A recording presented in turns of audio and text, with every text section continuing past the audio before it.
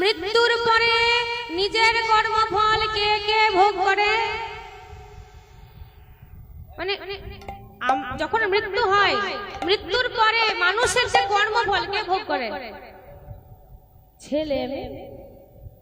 ওরে বাবা, আপনি পাপ করেছেন, ছেলে মেয়ে ভোগ করবে বাবা। দেখুন কথাটা বোঝানোর চেষ্টা করছি, বোঝার চেষ্টা করুন আপনারা। আমরা যদি অন্যায় করি, ছেলে মেয়েরা কেন ভোগ করবে? তারা এমন কি অন্যায়টা করলো, আমাদের ছেলে মেয়ে বলে তারা ভোগ করবে? কি দুঃখজনক ব্যাপার বলুন দেখি। ভালো করে শুনুন, মানুষের মৃত্যুর পর কর্মফল ছেলে মেয়েরা ভোগ করে না, ভোগ করে কে? মানুষের শুষ্ক শরীর। মানুষের শরীর হচ্ছে তিন প্রকারের, শুষ্ক, স্থূল আর কারণ। সূক্ষ্ম শরীর, সূক্ষ্ম শরীর অর্থাৎ যখন আমরা শয়নে থাকি, শয়ন করার পর স্বপ্নাদেশে যখন আমরা দেখি যে আমাদের স্বপ্নে আমরা বৃন্দাবনে চলে গেছি, আমরা যাইনি, দেহটা পড়ে আছে, কিন্তু আমাদের যে আত্মাটা আছে সেটা বৃন্দাবনে, মথুরায়, দ্বারকায় সব জায়গায় ঘুরে বেড়াচ্ছে, কিন্তু শরীরটা এক জায়গায় রয়েছে। মানে স্বপ্নাদেশ, স্বপ্নতে আপনি যেটা দেখছেন ওটা হচ্ছে শুষ্ক শরীর, আত্মাটা হচ্ছে শুষ্ক শরীর। এই শুষ্ক শরীর কর্মফল ভোগ করে।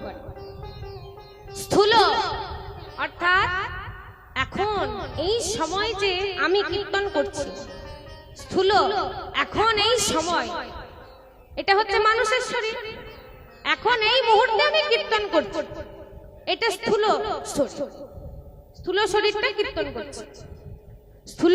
আর কারণ, কি কারণে জন্ম হয়েছে? আমরা মানুষ, মানুষের কর্ম করার জন্য আমাদের জন্ম হয়েছে। প্রত্যেকটা মানুষের নিজের নিজের কর্ম আছে, সেই কর্ম করার জন্য জন্ম হয়েছে। বেড়াল বেড়ালের কর্ম করার জন্য বেড়ালের জন্ম হয়েছে, কুকুর কুকুরের জন্য কর্ম করার জন্য জন্মগ্রহণ হয়েছে কুকুর। মানে প্রত্যেকটা জীবে নানা রকমের কর্ম হয়েছে নিজেদের কর্ম করার জন্য। আর আমরা মানুষ, মানুষের কর্ম করার জন্য জন্মগ্রহণ হয়েছে, জন্মগ্রহণ করেছি আমরা। মৃত্যুর পর কর্মফলকে ভোগ করে শুষ্ক শরীর। একবার দেখা দাও নারায়ণ, এই কারাগারের যন্ত্রণা যে আমি সহ্য করতে পারছি না।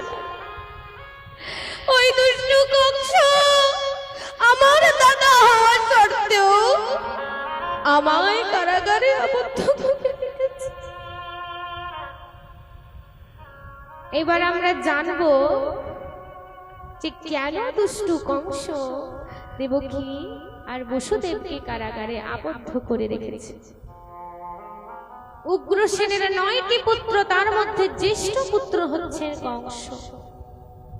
কংস পূর্ব জন্মে ছিলে কাল নেমে। কংসের পরিচয় জানবো, এখন সময় আছে। এই কংস কঠোর তপস্যা করছিলেন, সেই কঠোর তপস্যায় সন্তুষ্ট হয়ে মহাদেব এসে উপস্থিত হলেন। বৎস বলো, বলো তোমার কি বর চাই? তুমি আমার কাছে যা চাইবে আমি তোমায় তাই দেব, শুধু একবার বলো তোমার কি চাই। আজ কংস বলে উঠল, মহাদেব আমায় এই বর দিন, আমি যেন অমরত্ব লাভ করতে পারি। না কংস, অমরত্ব বর একমাত্র দেবতাদের জন্য। তবে আমি তোমায় বর দিচ্ছি, এতগুলো যে তোমার মনে ভাবনা আছে, তার মধ্যে শ্রেষ্ঠ ভাবনা হচ্ছে তুমি অমর হতে চাও। আমি তোমায় বর দিচ্ছি যে তুমি স্বর্গ মর্ত্য পাতাল জয় করবে, এই ত্রিভুবনে তোমায় কেউ মারতে পারবে না। কিন্তু অন্তরে অন্তরে একটা কথা বলে রাখলেন যে কংস, তোমার একমাত্র ভাগ্নের হাতেই তোমার মৃত্যু হবে। আচ্ছা বলুন তো মা, কৃষ্ণের মামাকে কংস, আর কংসের ভাগ্নে হচ্ছে কৃষ্ণ। কে বড়, মামা বড় না ভাগ্নে বড়? ভাগ্নে, মামা কে কে বলুন বলুন। ভাগ্নে, আচ্ছা ভাগনা, যাই হোক। তাহলে শাস্ত্র অনুযায়ী আর বয়স অনুযায়ী মামা বড়, আমাদের বাঁকুড়ার ভাষা। যাই হোক, আপনাদের মেদিনীপুরে অনেক অনেক জায়গায় অন্য অন্য ল্যাঙ্গুয়েজ হয়, সবাই তো সমান। তাই মেদিনীপুরে কিন্তু প্রায় 2 থেকে 3 বছর প্রচন্ড ভাবে গান করছে। মেদিনীপুরে যেই যেই জায়গায় গেছি প্রায় প্রত্যেকটা মানুষ খুব সম্মান করেছে। সম্মান আর ব্যবহার, আচার আচরণ তাদের খুব ভালো, মানে নাম করলেও কম হবে। এটা পূর্ব মেদিনীপুর, আমাদের থেকে ডিস্টেন্স অনেকটা বেশি। বর্তমান বাড়ি বাঁকুড়া, কিন্তু থাকি তো ঝাড়খণ্ডে, তাই না? এই ডিস্টেন্স অনেকটা বেশি হওয়ার কারণে পূর্ব মেদিনীপুরে আসা যাওয়া করতে খুব অসুবিধা হয়েছে। পূর্ব মেদিনীপুরে খুব একটা কীর্তন এলো আমরা ধরি না, অনেকটা ডিস্টেন্সের জন্য। তাহলে শাস্ত্র অনুযায়ী তাই তাই তাই, আর বয়স অনুযায়ী মামা বড়। কংস যদি এত দুরাচারী দুষ্টু হতে পারে, ভাবনে কত বড় দুষ্টু দুরাচারী হতে পারে ভাবুন। কৃষ্ণ তো কংসের ভাগ্নে, ভাবুন কত বড় দুরাচারী হতে পারে ভগবান। কিন্তু সে তো ভগবান, সে কোনোদিনও কারোর ক্ষতি করে না, কিন্তু পাপের ঘোড়া পূর্ণ হলে তাকে বধ অবশ্যই। কারণ গীতাতে তো উনি লিখে দিয়েছেন, পরিত্রাণায় সাধুনা বিনাশায় চ দুষ্কৃতা ধর্ম সংস্থাপনার্থায় সম্ভবামি যুগে। ধর্মকে পুনরায় প্রতিষ্ঠা করার জন্য উনি বারবার এসেছেন, অবতীর্ণ হয়েছেন কলিযুগে। কলিযুগে হয়েছেন মহাপ্রভু, তাপর যুগে ছিলেন কৃষ্ণ, ত্রেতা যুগে ছিলেন রামচন্দ্র, আর সত্য যুগে ছিলেন ভগবান বিষ্ণু। তাই কংস শিব করে বলিয়ান হয়ে গেল স্বর্গ জয় করতে। স্বর্গের সিংহাসন, সেই সিংহাসনে বসতে সৈন্য সামন্ত নিয়ে সবকিছু তোলপাড় করতে করতে যেই না স্বর্গের সিংহাসনের কাছাকাছি এসেছে, এমন সময় বিধাতাই বলল দৈব বাণী, দুষ্টু কংস, তুমি ততদিন পর্যন্ত স্বর্গ জয় করতে পারবে না যতদিন পর্যন্ত তোমার ভগিনী অনুয়া থাকবে। তাই কংস আজ মনে মনে ভাবছে আমি কতটা দুর্বল, এখনো নিজের বোনের বিবাহটাই দিতে পারিনি। এটা তখনকার কথা, যখন দেবকী আর বসুদেবের বিবাহ হয়নি, তখন কথা বলছে। তাই এখন কংস ফিরে এলো নিজের রাজপ্রাসাদে। আজ ফিরে এসে মনে মনে ভাবছে কি করে ভগিনীর বিবাহ দেবে। নারদ মুনি এমন সময় বিনা গান গাইতে গাইতে এসে উপস্থিত হলেন। ওরে বিনা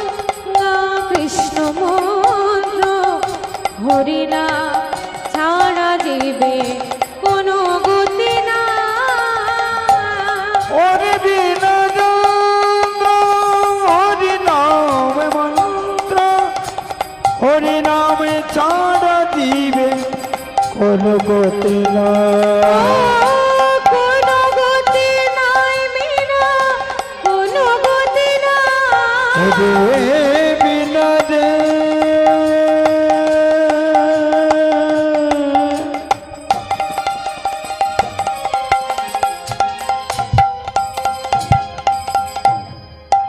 একবার বলে দে মধু মাতা হরি না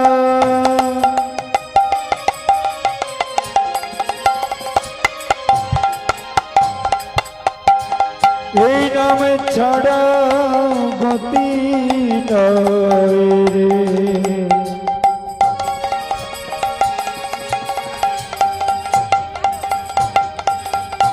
ওরে বিনা বিনা রে বিনা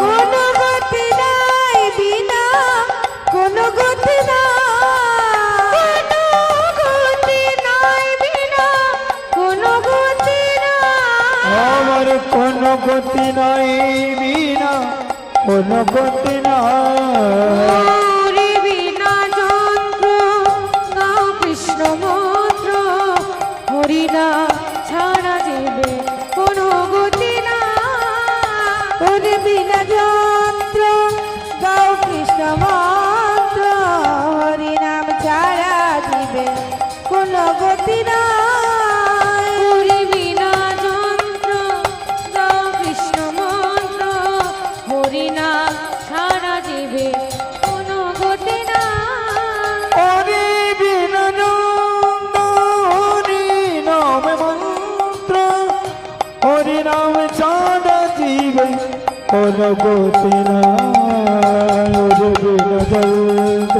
হরি নাম মন্ত্র হরি নাম ছাড়া জীবে কোনো গতি নাই এভাবেই নারদ মুনি আমার বিনা গান গাইতে গাইতে কংসের কাছে এসে উপস্থিত হলো। দেখুন ভক্তগণ, ভক্তিগতি মায়েরা ও আমার বাবা, একটা প্রশ্ন আছে সকলকে,